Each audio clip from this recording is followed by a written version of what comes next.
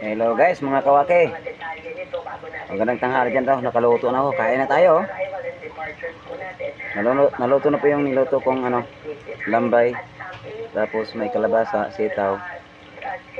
Ginataan ko to. Kaya, ano pa bang hinihintay natin ito? Sakmal na. Kain na tayo.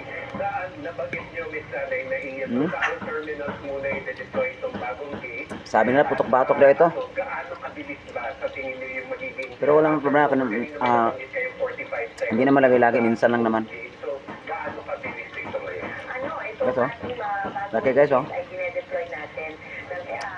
Na-procure ng NNIT for NAIA Terminal 1 and Terminal 3, which are the international terminals noong NAIA. It can go as low as 8. Parang gusto ko magkamay guys. Medyo nadaling pagkaluto ko, sarap. In terms of size, mas marami yung ma-accommodate sa passengers. More than kagaya dati mga immigration officers, malaking hilera, malaking espasyo na ng kinakain. Ayun, dahil hindi naman natin iba nagliparan. Yung abo. We ensure that we use technologies to maximize the space available dyan sa paliparan. Paano naman kung nandun ako sa gate tapos mag-fail kasi sa experience ko hindi na-scan yung barcode ng boarding pass dati. Paano naman kung may... Umalis kasing tagaluto to guys, ako na lang nagluluto. Kasi paano marunong naman tayo magluto eh. Paano yung magiging procedure? Yun nga po yung difficulty with the old system, with the old system. Sarap. May mga certain parameters na hindi niya kayang i-read, hindi niya kayang basahin. There is certain Philippine passport na hindi niya rin nakaka-capture. But with this one, lahat po yan nakaka-capture na. Ingat pa guys, umusok-usok pa guys, oh. Ako na nakaposte kung kinakailangan po ng assistance doon sa mga electronic aids natin. And especially kung meron pong derogatory record. Kasi nade-detect din po ng mga bago nating electronic aids yung derogatory record ng isang individual. So halimbawa po, meron siyang warrant of arrest o departure order or whatever derogatory record. The case will not open.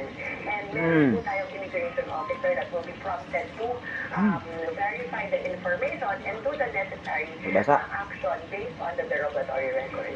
Nabanggit niyo, Ms. Dana, ng NNIC ang nag-procure nito. Sitaw. So, ano yung magiging role ng BI in terms of operations, maintenance, at monitoring ng e-gates, lalo na kapag fully implemented and activated na lahat?